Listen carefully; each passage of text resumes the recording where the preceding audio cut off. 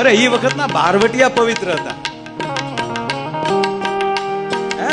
જોગીદાસ ખુમાણ નીકળે ભર બપોરે, બપોરનું ટાણું હોય, વેરાન વગડો હોય, અને હાથ ગામનો હિમાળો, હાથ ગામ ઉપર કોઈ માણસ ન દેખાતું હોય, ઈ હાથ ગામનો હિમાળો, અહીંયા નદીને કાંઠે વડલો, નદીના ધરામાં ભેહું બેઠી છે, થોડીક ગાવું વડલાને સાયા બેઠી છે, અને એમાં 18 વર્ષની દીકરી પોતાનું ભાતું છોડી અને બેઠી બેઠી બપોરનું ટીમણ કરે છે.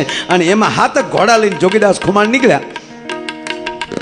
એકલી દીકરીને જોઈ વગડામાં ઘોડા ઉભે રહ્યા. દીકરી નહોતી ઓળખતી આ કોણ છે. ઘોડા ઉભે રહ્યા એટલે આ તો જમતી હામું જોયું.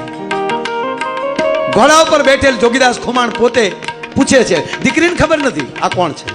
જોગીદાસ ખુમાણે પૂછ્યું, દીકરી બેટા બોન? હા બાપુ. જય માતાજી. એકલી છો? હા બાપુ. નાનપણમાં માવતર મરી ગયા, મોહાળમાં મોટી થાવ છું. હે? નાનપણમાં માવતર ગુજરી ગયા, મોહાળમાં મોટી એકલી થાવ છું. એમ નથી કેતો બેટા, એ હાથ ગાવ માથે કોઈ માણા નથી દેખાતું, આ વગડામાં એકલી છો? હા બાપુ એકલી છો. બીક નથી લાગતી? 18 વર્ષનો જોબન છે તારે બેટા. તા વેરાન વગડામાં આ વનમાં તને બીક નથી લાગતી?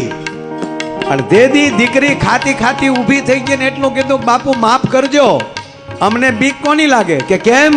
કે જે ધરતી પર જોગીદાસ ખુમાણના 12 વટા હાલતા હોય ત્યાં કોના બાપની તાકાત કે મારી જુવાન દીકરી હામી કોઈ લાંબી આંખ કરી શકે? કોની તાકાત કે અમારી હામી કોઈ આંખ ઊંચી કરીને જોઈ શકે? એની ઈ ક્ષણે જોગીદાસ ખુમાણ ઘોડાથી નીચે ઉતરી ગયા. સાબાદ દીકરી સાબાદ, તે મને જીવાડી દીધો.